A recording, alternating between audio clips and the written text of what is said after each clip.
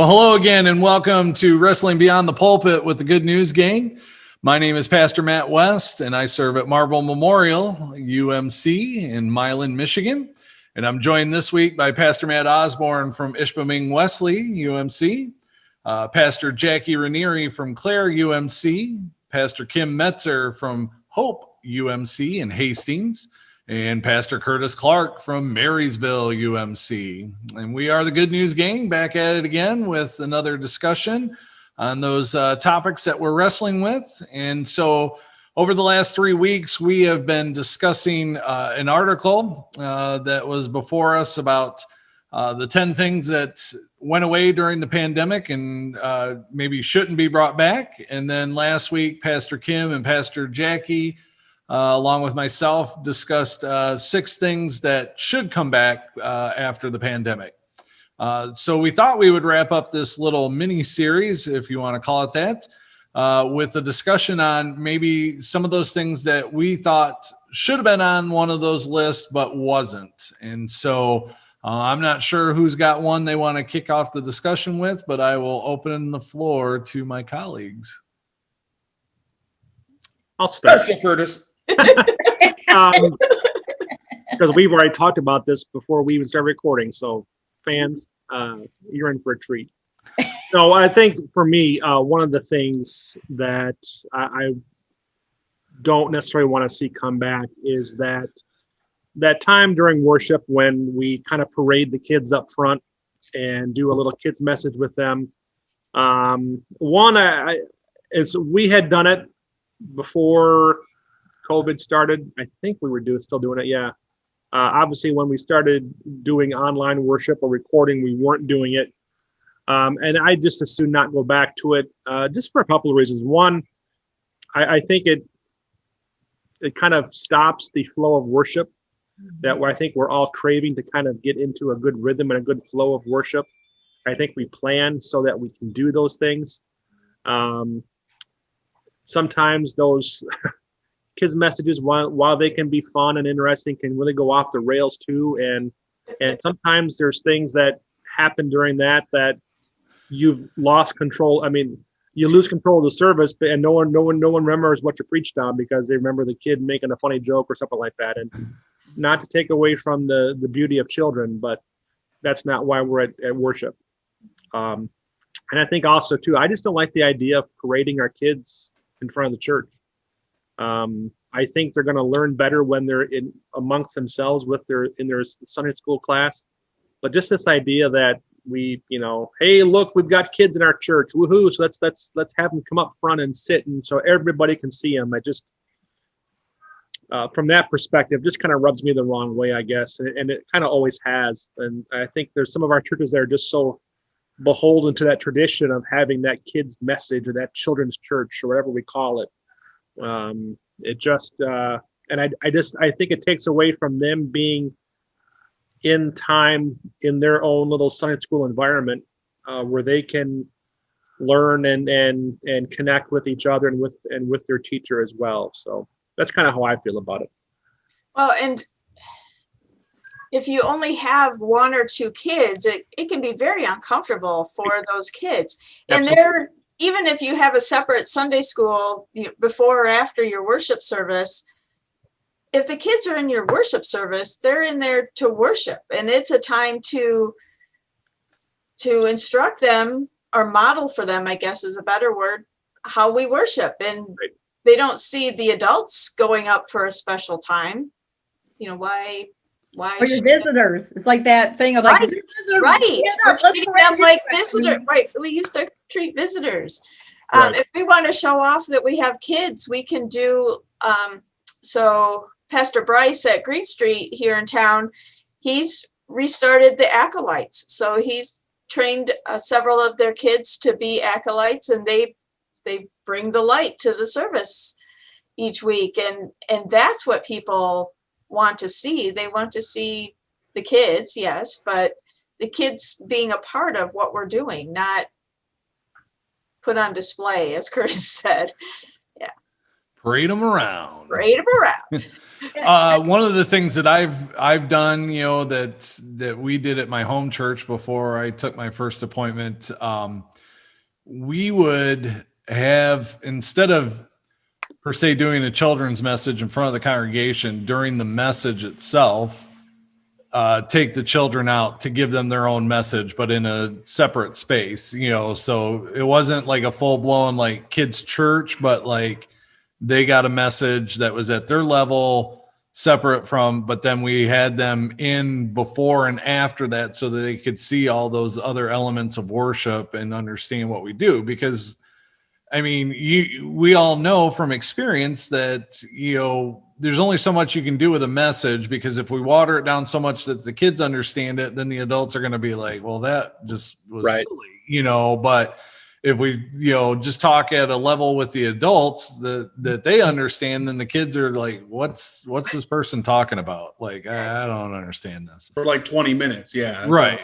So, I mean, I always was a fan of that idea, where it was like, okay, if there's the need or the feeling that we have to have something, maybe that might be better in terms of taking them out just for those 15-20 minutes, give them a message, and we would try to make it so that it went along with the pastor's message. It wasn't as if it was completely separate. So we were trying to teach them the same things we were teaching the adults, but more at a level that they could understand without parading them up front and, making it awkward or what. So, I mean, there was that brief interruption of like, okay, here's the time for you to go ahead and follow, Miss Kim out into the other room so she can give you a message of, your understanding or whatever. But yeah, it is certainly a question, because if you don't have a lot of kids, it's a tricky thing.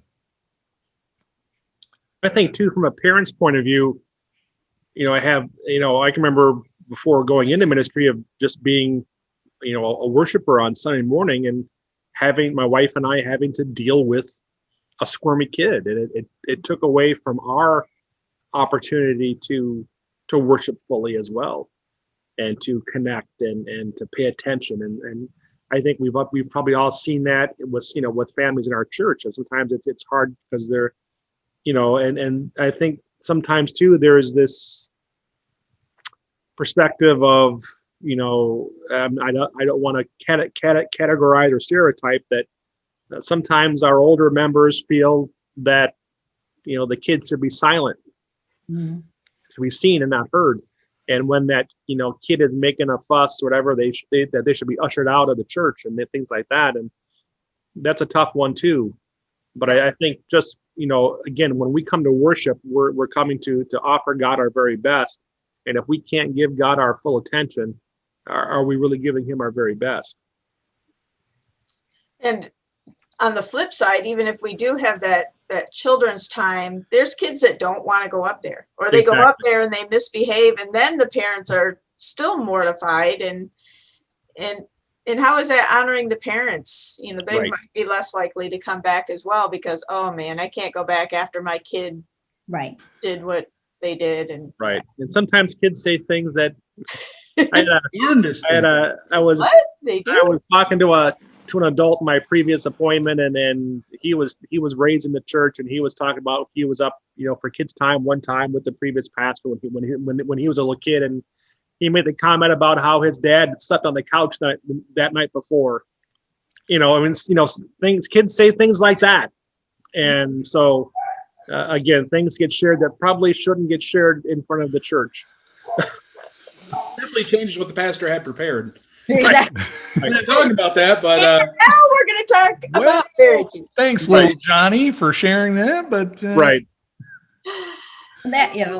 my feeling on it is, I hear what you guys are saying about taking the kids out, but I think it's important to keep the kids in.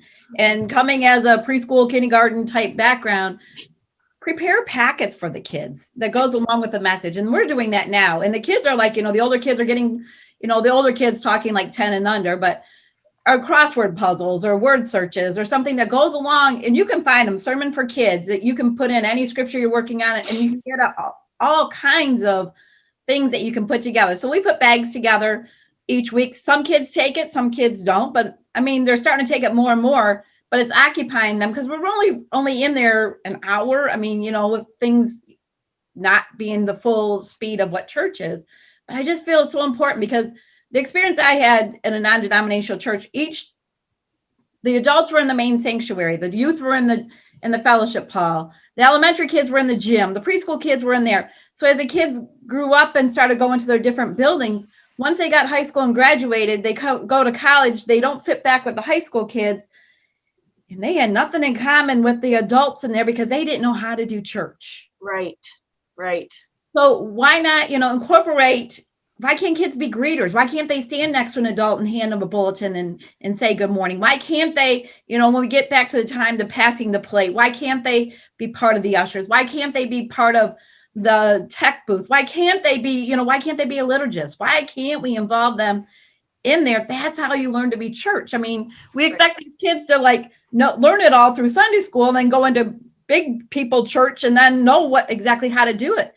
I think that's why we've lost lots of generations because we don't incorporate them in church. We don't teach them church. Agreed. And they get to be adults that, I don't know if he'll watch this ever, but that think that after the message is question and answer time. Yeah. So, no, just as we need to come around new Christians and help them know what church is about and how we operate it, the same way with the kids. Yep. Well, a lot to think about in regards to this item Pastor Curtis has added to the list, but does anybody else have another thing that they thought was missing from the list that we could discuss this week? Matt Osborne had one. Yes, he did. Yeah, because we're discussing at the local church. I'm sure we're not the only ones that have talked about, well, what do we do regarding fellowship time?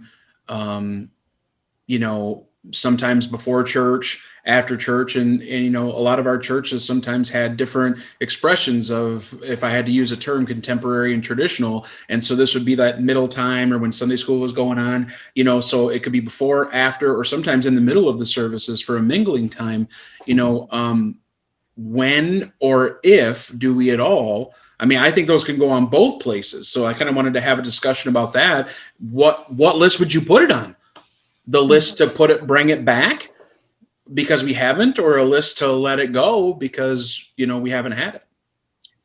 I think it goes along with, there was an item, I don't have the list pulled up, on the list that we talked about last week, things we need to bring back. I think that was a component of one of those, not expressly said though. And I think we do. We need to bring it back as more people are getting vaccinated and the mask restrictions are lifting. We should be able to drink coffee in the lobby, and we can still space. And with Michigan heading into warmer weather, thank you God, we can move out into our yards or parking lots. There's options, and I think that is very important. That's just as important as sitting through makes it sound terrible, but sitting in a worship service, that fellowship time, that deepening of relationships is critically important. The item on the list was eating together. Eating together. There you go. Yeah. Thank you, Matt. So It's just interesting because it creates that space. it does.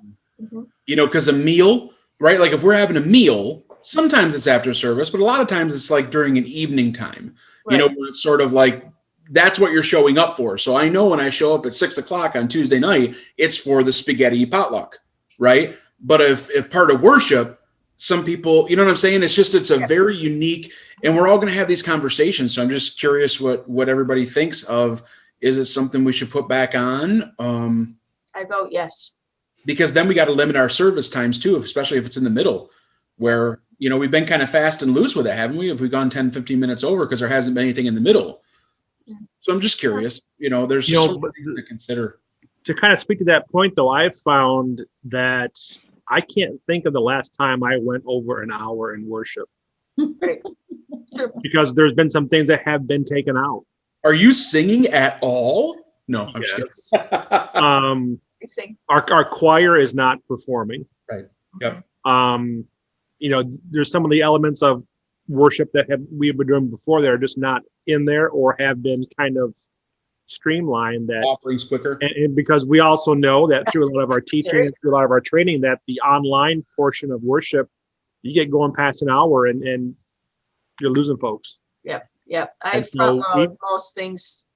Yeah. So that my message ends up at like 30 minutes in, Right. or, it ends at 30 minutes in. Yeah. So I think our services are getting a little bit shorter overall. So I think that opens up some time to encourage that, so that, we've gone from where maybe service used to be an hour and 10 minutes, and then a half an hour of coffee time.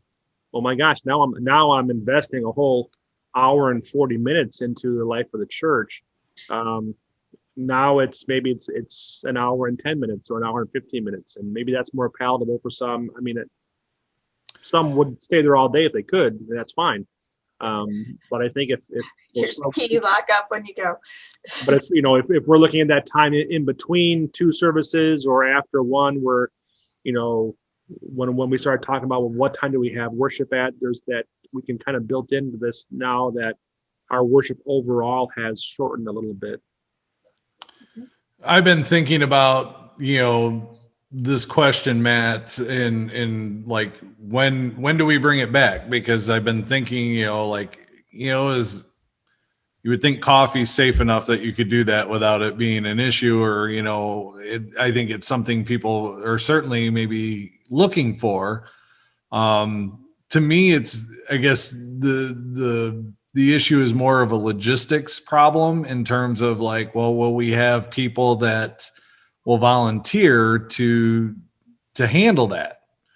Yeah. And I think, which could lead to a whole other conversation where it's like, I know there are things that people are looking for in our churches, but they have to understand it takes the support of the congregation to make those things run. Like, I can say, sure, let's do that. But if we don't have the people to do it, well, then, I can't provide a service without people to serve. Right.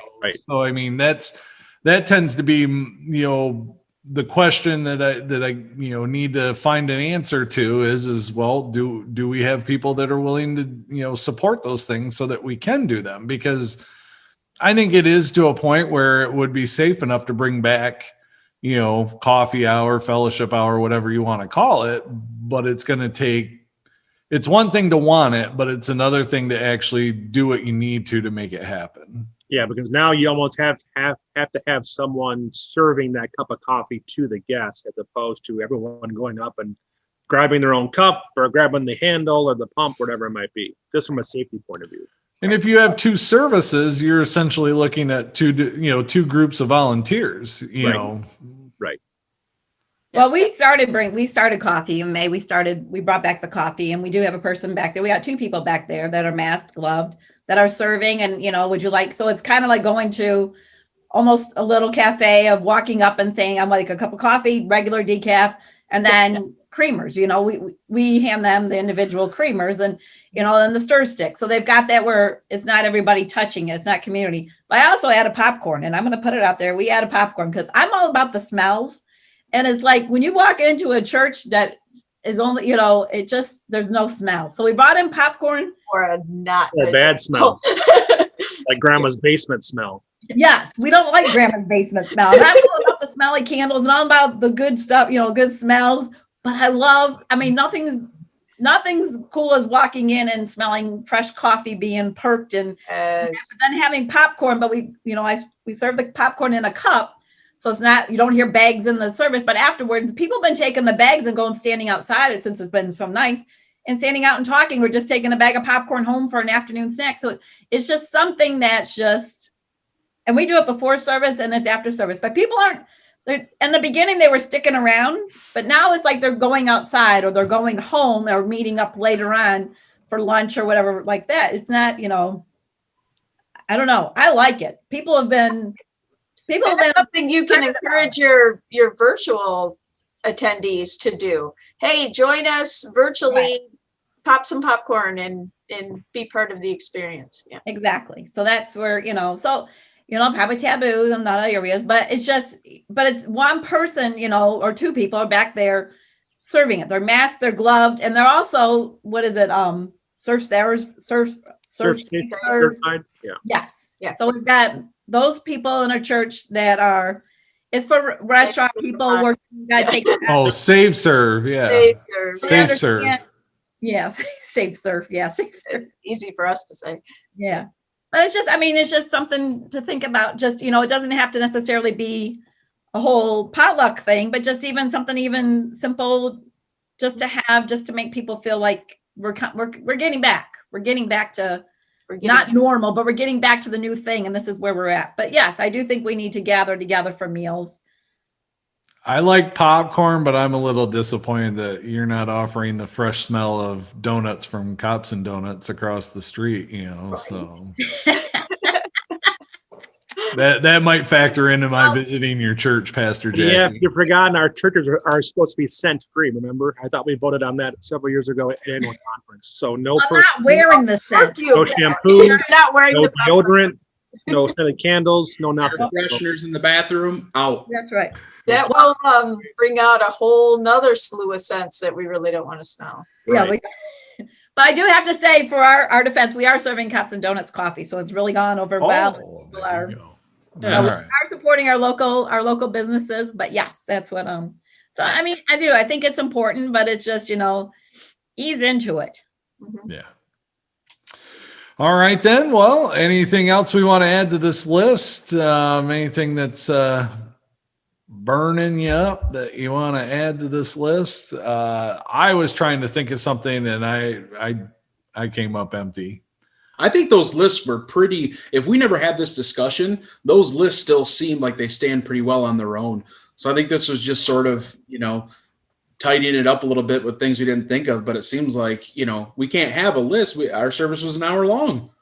There can't possibly be 30 things we have to stop doing. I mean, we weren't doing 30 things in total. But no, I for one think that the list was pretty good. And today was just a little add-on to sort of go with that series of, and maybe get other people thinking, is there anything else that your church does or hasn't done that needs to be discussed? Because it's not a list blanket. It's just get you talking a little bit, prepares you to talk with us as we make decisions about things, Yeah. I want to we're going to throw out one more. Okay. And so my pet peeve is we stop service to greet one another. I can't stand it. So you would be referring to the passing of the peace time that some. Yes, and I know you guys probably discussed it and I wasn't here, but I want to put in my 2 cents. I always feel left out because nobody likes to come up and talk to the pastor. It's not a very piecing thing for Jackie. No, No. it's not I peaceful at all. feel like the visitor each week that would happen in a church because everybody would kind of like walk right past me. Even if I made the first advance and would go like, good morning, whatever. And everybody's running around and I'm just standing there. I feel like the visitor of the church. So that's not coming back to your church then is what you're saying. Yeah. Yeah. Well, and I think, the feeling you experience as a pastor, many guests would as well, because I've been to churches when I've been on vacation and, maybe the people that are directly in front of you or behind you will say hi, but, you see people that kind of like notice like, oh, new person, and then they divert to somebody they know, so it's like, thank you. Okay. Yep. Good to be here. Or that you think they're coming in for the old handshake for the pass the peace, and it's like psych, and you're like, Right. I just want to add my 2 cents in. I just thought it is. I think that could be also up there with just as uncomfortable as parading kids in front of the church. that's what made me think of it. Exactly. And I guess the opinion that I'll throw into this part of the conversation is these things that we're talking about. It's not a disrespect to those who enjoy those things, but it's also an acknowledgement of not everybody likes those things, wants to do those things.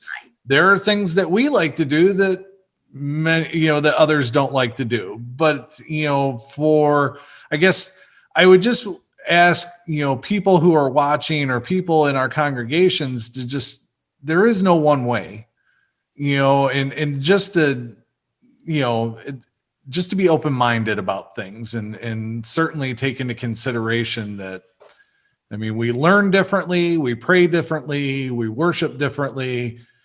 To insist that there is one way to do it, that's where it makes the conversation difficult, so it's not a sign of disrespect, but just an openness to acknowledging there are different ways to do things. And I think for all of us, our goal is to get back to active participation. We've had a year of passive participation by our congregations, and through no fault of their own. There wasn't anywhere to participate. But now, as we're coming out of our cocoon, so to speak, it's time to be active. And it can't just be the key people anymore. It can't just be the tech person and the pastor. It has to be the whole congregation, so that we can get back to that fellowship time and have people to serve coffee and engage the kids in age appropriate activities and model good worship for them. Good worship is active worship, and it's not just sitting in the pew or in the chair for an hour on Sunday or 45 minutes. But yeah, so thank you for bringing that up, Matt, because that's a very important point. It's everything we've talked about is just in an effort to engage active participation in the life of the church, to Right. be the church. Yep. Yeah, we as we all try to expand our social ministries, this here is also a part of that, that extension, in terms of, we've often asked you to continue the conversation, or hopefully that it would spark some conversation. But, that is ultimately what we're hoping to do is get people to engage, whether it be virtually or physically, in this conversation. And we know that there are those that are watching and seem to be enjoying it, but we also want to hear from you. So again, we'll offer that invitation that if there is something you felt was missing from one of these lists, whether it be something that went away that should come back, or something that went away and should stay away,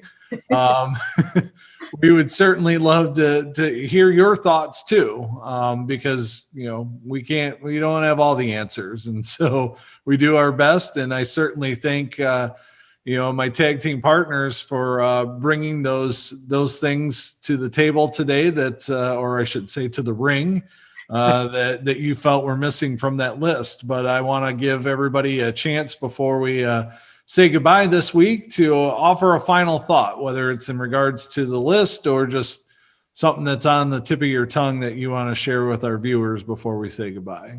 Anyone? Nope. Simplify. I think that's where we need to bring it back slowly and simplify it, and we'll get there. Come back to the heart of worship, Absolutely. Amen to that. Song says. Absolutely. Yep.